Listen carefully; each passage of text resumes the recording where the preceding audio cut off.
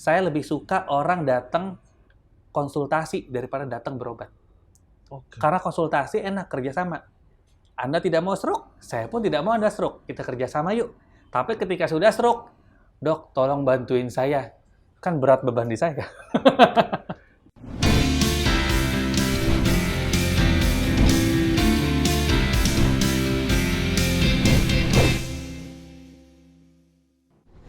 Halo Sobat Bisnis, kita berjumpa lagi di Talks dan di episode kali ini kita akan ngobrolin tentang kesehatan. Kita akan ngobrol-ngobrol bareng sama dokter dan kita akan ngobrol salah satu topik yang mungkin Sobat Bisnis juga relate dengan kehidupan sehari-hari. Pasti relate sih kalau ngobrolin tentang topik yang satu ini. Tapi sebelum kita mulai, saya mau ajak Sobat Bisnis untuk subscribe YouTube channelnya Bisniscom dan tonton video-video terbaru dari Bisniscom dan jangan lupa buat like dan juga komen di video-video terbarunya Bisniscom. Dan juga Sobat Bisnis jangan lupa bisa dengerin juga podcast ini via broadcast di platform podcast yang bisa Sobat Bisnis pilih, bisa di Spotify ataupun di Apple Podcast atau di Google Podcast. Nah, langsung aja kita ngobrol-ngobrol dengan salah satu dokter dengan topiknya adalah yaitu stroke. Kalau ngomongin stroke itu stigmanya adalah orang-orang tua. Orang-orang yang bisa dibilang sudah berumur. Kalau biasanya begitu ya, kalau kita ngobrol-ngobrol di tongkrongan atau di sehari-hari gitu, jarang banget kita menyadari ataupun kita tahu stroke itu bisa menyerang siapa aja dan di umur berapa aja. Tapi ternyata stroke juga bisa berbahaya untuk Sobat Bisnis yang masih muda. Nah, kita ngobrol-ngobrol aja lebih lengkapnya bareng sama Dr. Ziki Yomana. Halo dok, apa kabar? Alhamdulillah, baik. Dr. Ziki, boleh dong diceritain dok, kalau tadi kita sempat ngobrol juga nih sebelum kita mulai syuting tentang penyakit stroke. Itu sebenarnya penyakit yang seperti apa sih dok? Boleh dijelasin awal untuk Sobat Bisnis? Ya, jadi ini sapaan apa Sobat Bisnis ya? Sobat Bisnis. Oke, jadi gini Sobat Bisnis ya, jadi yang namanya stroke itu sebenarnya sering banget kita dengar pasti dong. Siapa sih nggak pernah dengar stroke? Semua orang pernah dengar stroke ya. Cuman familiar. Sayangnya nggak semua orang paham dan akrab apa stroke itu gitu loh. Karena cuma sekedar ya nice to know, cuman dia nggak paham stroke itu apa gitu. Jadi kalau per definisi stroke itu adalah gangguan aliran darah bla bla bla, panjang banget kalau bahasa bukunya ya. Cuma kan kayaknya Sobat Bisnis nggak perlu itu ya, nggak perlu itu ya. Yang penting adalah stroke itu adalah gangguan aliran darah di otak ya, yang muncul mendadak. Saya garis bawahin, tebelin, cetak merah, cetak miring ya. Mendadak. Yang akhirnya bisa berakibat terjadinya kelumpuhan, kita sebutnya defisit vokal, kelumpuhan sesisi tubuh atau gangguan neurologis, atau bahkan bisa menyebabkan kematian. Nah, jadi itu. Jadi bahasa gampangnya gini deh. Jadi kalau tadi mungkin bahasanya baru separuh gampang ya, saya bikin lebih gampang lagi. Kalau ada seseorang yang tadinya tidak begitu, tetapi tiba-tiba menjadi begitu, that's stroke. Ya, dia mendadak, gangguan pembuluh darah di otak gitu. Bener-bener, jadi bisa dibilang itu bener-bener mendadak tanpa ada tanda-tanda sebelumnya? Atau kita bisa tahu nih tanda-tandanya nih dok? Enggak, saya enggak. Jadi kalau saya nggak bisa tahu. Nggak bisa. Jadi stroke itu kalau di buku-buku luar negeri itu istilahnya namanya brain attack. Attack, ya kan? Serangan nggak mungkin pakai permisi dong. Nah ini langsung attack. Jadi kalau saya kurang suka dengan istilah adanya gejala stroke. Kalau gejala berarti ada preambulnya kan? Iya. Ini enggak. Dan kita bisa tahu kalau itu gejala. Benar, ini enggak. Kita langsung serangan. Brain attack gitu. Berarti bisa dibilang ini bahaya banget ya dok ya sebenarnya. Mau ngomong data nggak? Boleh, coba. Jadi data itu bilang ternyata yang namanya stroke, ini riset kesehatan dasar ya dari di Indonesia nih. Stroke merupakan penyebab kematian dan kecacatan nomor 1 di Indonesia. Nomor 1? Jantung kalah loh. Ya, jadi ini 3 besar nih, stroke, jantung sama cancer kan. Cuma sekarang nih stroke nih, Kenapanya ntar deh belakangan deh. Tapi ini emang nih. Jadi itu datanya. Jadi kalau tadi dibilang bahaya banget, data nggak bohong. Penyebab kematian dan kecacatan nomor 1 di Indonesia. Oke. Nah, kalau misalkan tadi dokter bilang itu nggak ada preambul, nggak ada tanda-tandanya, gimana kita bisa tahu seseorang bisa kena stroke dok? Nah ini, jadi ada yang namanya sign and symptom gitu kan ya. Ada gejala dan tanda. Jadi kita lebih ngomongnya tanda. Tanda? Tanda. Bukan gejala berarti ya? Bukan, tanda. Kalau tanda itu berarti kan bisa diamatin juga sama orang lain. Oke. Ya kan? Tandanya ini sebenarnya kalau di internasional ada namanya FAST. F-A-S-T. Ya kan? Itu singkatan? Singkatan. Oke. F-nya face. Okay. Wajah. Wajahnya bisa asimetris. Ya. Kemudian A, arm. Lengannya bisa lemes atau bisa kebas separuh. Ya, sebelah ya. Kemudian S, speech. Bicaranya bisa ngaco, bisa ngalor ngidul nggak jelas, bisa cadel. P, time.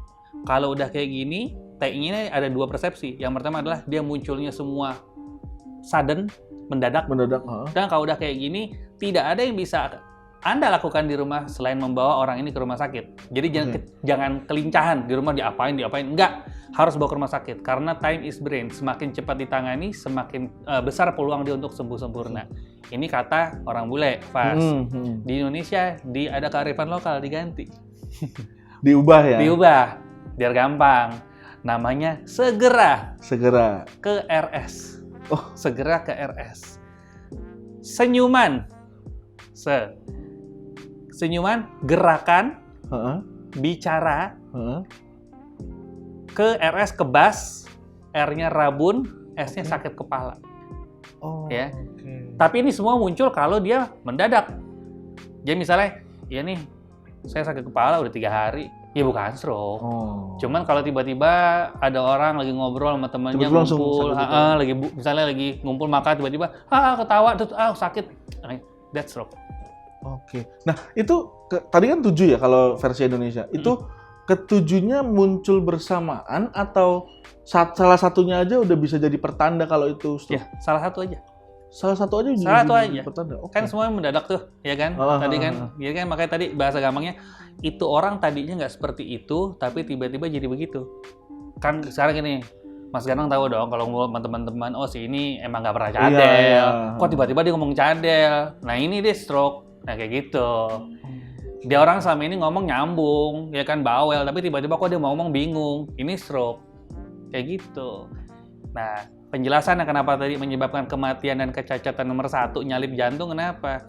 Jantung ini semua orang tahu, sakit dada sebelah kiri melintir di peres pasti sakit jantung. Bawa ke rumah sakit. Ada tandanya? Spesifik jelas. Ya. Tapi stroke ini kan banyak tuh tadi. Ya kan? Karena tergantung di otak area mana yang kena, gitu kan? Kadang dia orang cadel. Lu bercanda lu. Bukan bercanda, ini stroke. Nah, kayak gini. Jadi akhirnya telat. Begitu telat, cacat. Kalau nggak mati, ya gitu loh. Ada yang nganggap remeh juga kali ya, mungkin karena ya kayak tadi tiba-tiba pusing, paling pusing biasa karena kan ya itu. Anggapannya pusing-pusing doang gitu ya. Makanya tadi saya garis bawahin mendadaknya. Itu yang penting banget.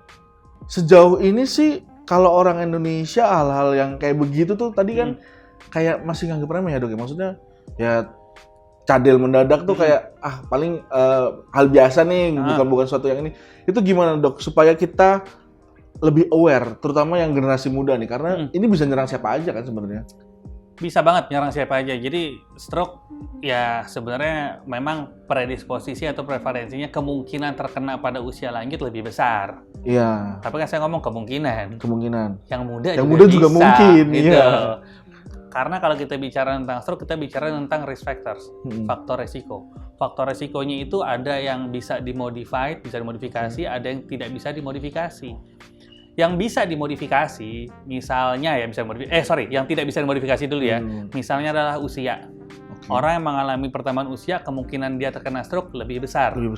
Jenis kelamin. Laki-laki kemungkinan kena stroke lebih besar. Tapi yang perempuan jangan senang dulu. Ini pada usia produktif. Kalau pada usia yang sudah tidak produktif, di mana perempuan sudah menopause, seri. Kemudian riwayat keluarga. Ini tidak bisa modifikasi. Jadi orang yang memiliki riwayat stroke di keluarganya, kemungkinan dia kena stroke lebih besar dibanding yang lain. Ya, bukannya pasti loh. Kemudian yang keempat adalah orang yang pernah kena stroke sebelumnya. Jadi kemungkinan dia kena lagi lebih besar. Ini adalah tidak bisa dimodifikasi. Tapi yang bisa dimodifikasi ini yang banyak banget. yang kita tahu. Banyak lagi. Yang lifestyle gitu ya. Yang misalnya hipertensi, diabetes, kolesterol, ngerokok, obesitas, kurang olahraga, mager segala macam gitu ya. Nah ini yang bisa dimodifikasi. Jadi kalau tadi balik lagi tanyanya generasi muda. Ya kalau dia punya yang tidak bisa modifikasi, dia punya yang bisa dimodifikasi, tergantung. Semakin banyak dia punya faktor resiko, semakin gampang dia kena stroke. Oke. Nah, terus ini dok tadi kan juga disebutin kalau gaya hidup salah satu yang berpengaruh juga.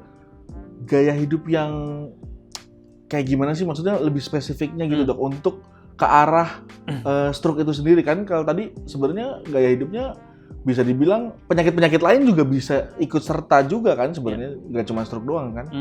Kita ngomong gaya hidup berarti kita ngomong apa ya, kebiasaan yang mengganggu sistem yang mengakibatkan stroke gitu ya. Iya.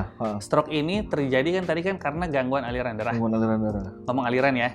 Kalau ngomong aliran, saya analogikan kayak misalnya aliran air yang masuk ke wastafel. Oke. Wastafelnya ini adalah otak. Ya. Dia akan dapat air bagus. Dapat air bagus, lancar. Kalau kenapa? Pompanya oke, pipanya oke, airnya oke. Pompa adalah jantungnya, pipa adalah pembuluh darahnya, air adalah darahnya. Kalau ini bagus semua, wastafel dapat air. Tapi satu rusak ya, atau ada gangguan satu, entah dua, entah ketiganya, mampet. Bener nggak? Nah, jadi kalau kita bicara stroke, bukan stroke-nya yang merupakan penyakit utamanya, tapi ada underlying-nya. Ada penyebabnya. Jadi ngomong-ngomongnya kita ngomong sama sobat bisnis dong, ya kan? Ngerti dong masalah finance pasti kan? Iya. Nah, gini, kita pakai analoginya kita menyasar kepada siapa audiensnya. Iya. Kalau kita bicara tentang deposito, berarti ada tabungan yang kita tabung lama. Jatuh tempo. Kalau nggak ada yang ditabung, bisa nggak jatuh tempo? Nggak bisa. Nggak mungkin. Ya. Sama. Jadi faktor resikonya dicelengin nih. Tinggal jatuh temponya kapan? Jatuh temponya stroke-nya. Nah itu. Nah, yang dicelengin apa? Itu tadi faktor resiko kan? Termasuk gaya hidup. Gaya hidup apa? Contoh, gaya hidup yang membuat jantungnya lemah, misalnya kurang olahraga. Ngerokok, ada gangguan jantung koroner, ya kan? Gaya hidup yang membuat orang-orang itu menjadi obesitas, ya kan? Makanan-makanan yang tinggi kalori. Udah kalorinya tinggi, dia kerjaannya main gadget, mager, ya kan? Main basket nggak? Iya, makin-makin. Dia hobi main basket, tapi main basketnya di iPad atau di PS. Mainnya online. Nah itu, iya kan? Main bola cuman di PlayStation. Ya? Nggak bisa. Jadi kalori itu yang masuk harus dibakar, nggak boleh ditumpuk. Karena penelitian bilang semakin besar namanya sindrom metabolik ya. Jadi obesitas itu kemungkinan dia terkena stroke dan serangan jantung besar. Jadi gaya hidup seperti apa yang spesifik? Ya gaya hidup yang seperti itulah, yang mager, yang makanannya sembarangan. Bahkan orang dulu kalau kita mau makan aja kita harus gerak dulu kan. Kita ke kebun, kita ngapain, kita masak dulu. Sekarang tinggal tatut datang. Kayak gitu loh. Tadi kan dokter juga bilang kalau menganalogikannya tadi dengan jantung, terus pembuluh darah, terus darah, itu bisa jadi juga penyebab penyakit berikutnya nggak sih dok? Misalnya kayak jantungnya ternyata lemah, terus kena stroke, terus abis itu kena penyakit jantung juga gitu? Bisa. Jadi berlanjut gitu, itu bisa. Kemungkinannya akan lebih besar juga atau? Sangat besar. Sangat besar. Jadi hubungan jantung sama otak ya, itu begini, akrab banget. Kan otak itu beratnya sebenarnya cuma sekitar 2% dari seluruh tubuh. Tapi dia perlu sirkulasi, dia perlu demand darahnya 20%. Sebegitu serakahnya ya. Nah, ngomong-ngomong demand darah berarti yang membak siapa? Jantung. Kalau jantungnya masalah, otaknya masalah. Ngomong-ngomong jantung berdetak nggak? Iya. Yang bikin dia berdetak siapa? Otak. Jadi saling berkoneksi ya. Jadi yang sangat saya sayangkan kalau banyak di masyarakat yang beranggapan bahwa sakit jantung lebih bahaya daripada stroke. Kata siapa?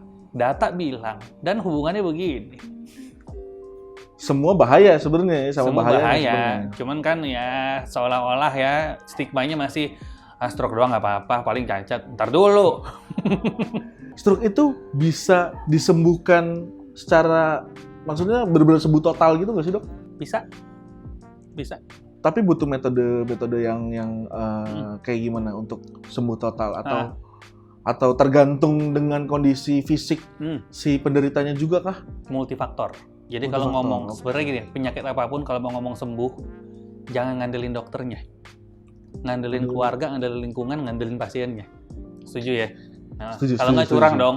Iya. Curang dong pasien. Dia yang hidupnya ngaco, dia segala macam udah sakit, dok sembuhin gue, nggak bisa gitu juga. Ya kan? Mesti kompak dong. Dia gaya hidup diganti. Nah, stroke yang bisa sembuh sempurna itu adalah stroke yang satu sumbatan dengan onset dari kejadian sampai masuk obat kurang dari 4,5 jam. Yang kita sebut namanya stroke hiperakut. Ya, itu kalau ditangani dengan cepat dan tepat, itu insya Allah kemungkinan sembuh 100%-nya lebih besar. Berarti itu tadi kenapa ketika kita tahu ada yang kena stroke harus segera dibawa ke rumah sakit? Langsung, karena time is brain tadi. Kita ngejar 4,5 jam loh, ya kan? 4,5 jam itu nggak bisa ditoleransi berarti ya?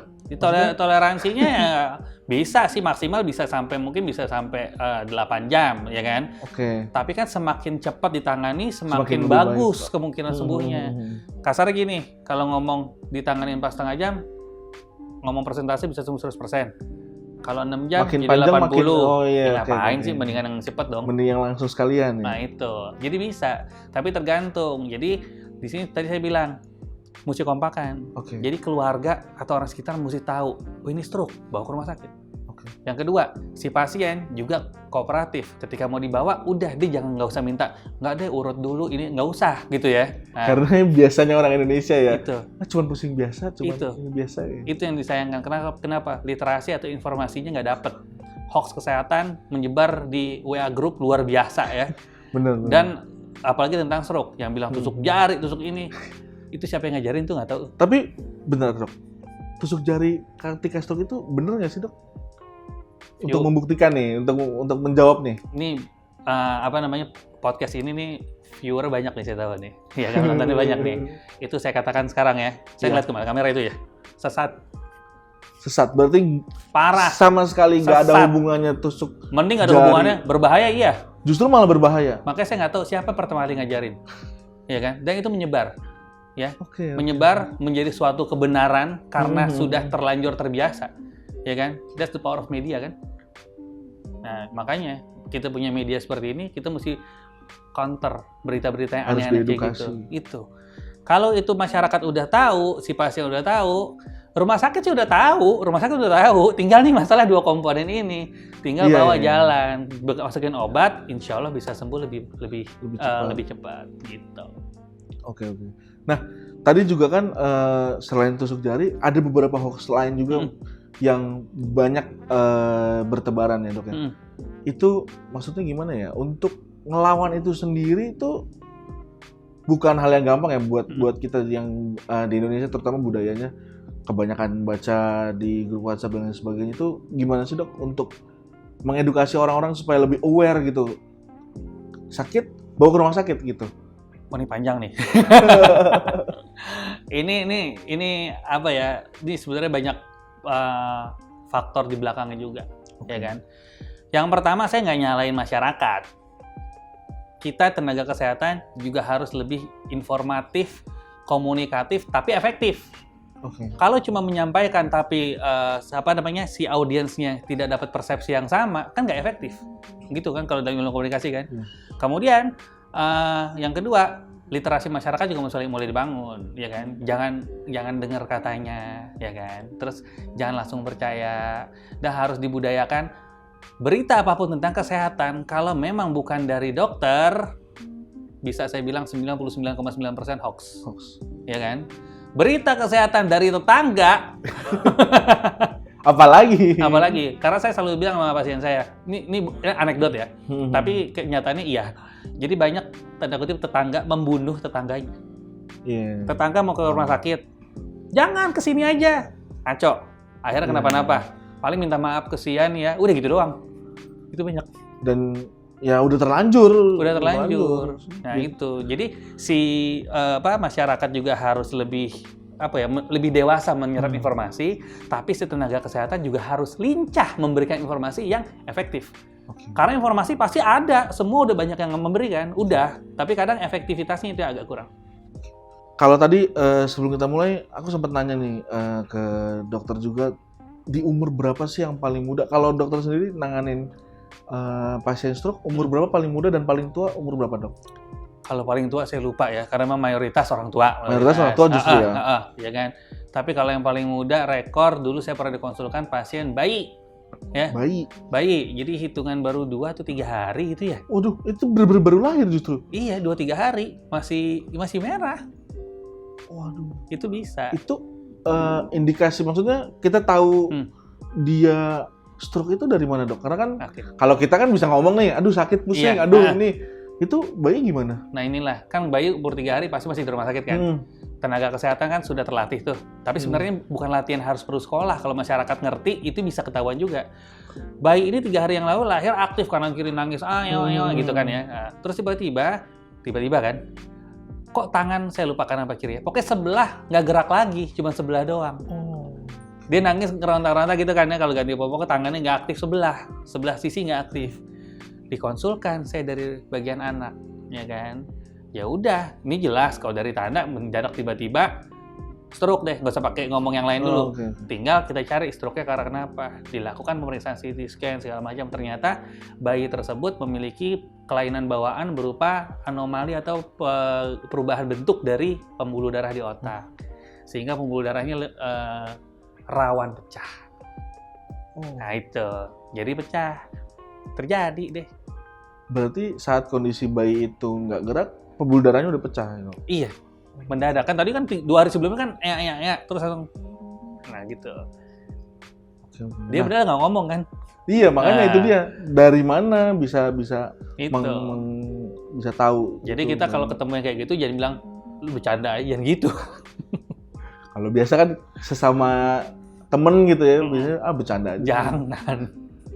Nah, terus juga Dok, karena tadi kan faktornya adalah jantung, pembuluh darah, terus darahnya juga. Nah, kita nih supaya istilahnya apa ya, jaga-jaga lah, jaga-jaga dari sekarang. Maksudnya ketika kita udah menjaga pola makan, pola hidup, terus juga olahraga, terus cara menjaganya selain menjaga pola hidup, pola kegiatan, apakah perlu setiap berapa bulan sekali sih, Dok, untuk cek kesehatan minimal medical check up ya gitu-gitu, itu seberapa penting sih, Dok? Oke, jadi gaya hidup udah oke, ya kan? Iya.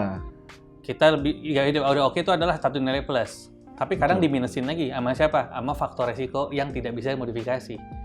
Di keluarga ada nggak riwayat stroke? Oh, itu juga harus perlu diketahui ya? Harus diketahui, ya kan? Tapi kalau di keluarga ada riwayat jantung, apakah juga bisa memicu? Sama. Karena serangan jantung sama serangan stroke sama. Mekanismenya sama, cuma beda lokasi doang. Ya kan? Jadi sama, jadi harus hati-hati. Itulah kenapa kalau ada pasien-pasien yang sudah stroke, diantar sama keluarganya, selain pasiennya saya tanganin, keluarganya saya ceramahin. Keluarganya juga. Hati-hati ya, hati-hati.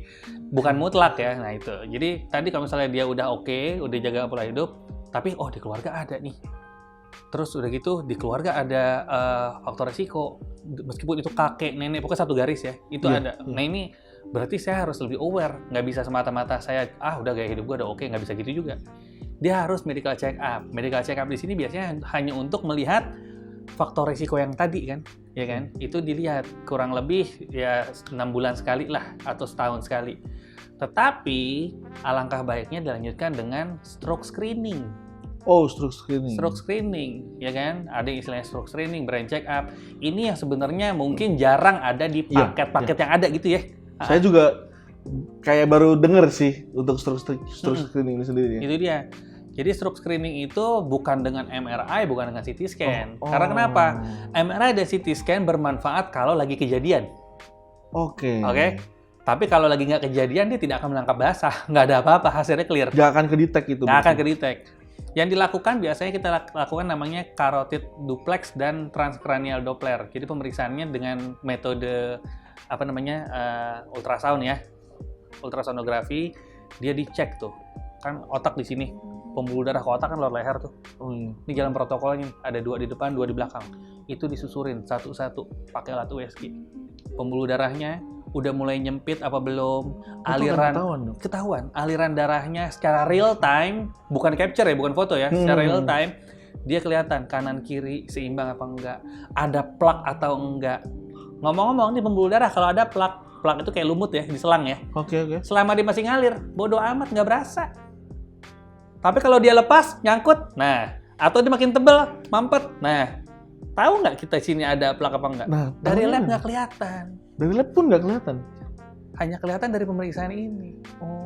Gitu. Yang diharapkan ketika bersih, alhamdulillah. Tapi kalau memang ternyata ada sesuatu, kan bisa diatasi sejak dini dong, sebelum makin bertumpuk. Dan itu kita lakukan juga di kepala yang kita gunakan namanya transcranial Doppler. Jadi satu paket pemeriksaan menggunakan 2 alat dengan metode yang kurang lebih mirip. Ketika udah diperiksa tadi, udah dicek, ternyata ada peluang untuk terjadinya stroke. Itu apa yang harus dilakuin dok untuk seorang pasiennya kemudian? Itu sangat personal. Kalau masih pasiennya hidupnya masih belum beres, ya pola hidupnya beresin. Pola hidup dulu. Oke. Atau dia udah beres nih, mau nggak mau sebelum kejadian kita intervensi. Intervensinya bisa dengan obat aja sih biasanya. Oh, dengan obat. Gitu. Jadi personal banget. Obatnya obat apa ya tergantung masalahnya seberapa berat. Oke. Gitu. Kan yang diharapkan insya Allah kan batal nih nggak jadi stroke kan gitu kan. Lumayan ngeri juga ya denger cerita dari dokter ini juga ya. Nah, untuk apalagi generasi muda nih dok nih, kegiatan terus juga makan makanan ya pola hidup sehari-hari. Kira-kira nih kalau dokter sendiri ada saran nggak sih dok khusus untuk generasi muda supaya stroke ini bahaya loh dan bisa nyerang kita yang generasi muda juga loh gitu. Satu sih, jangan mager. Cuman itu dong sih sebenarnya. Iya, simple. Jangan mager, jangan.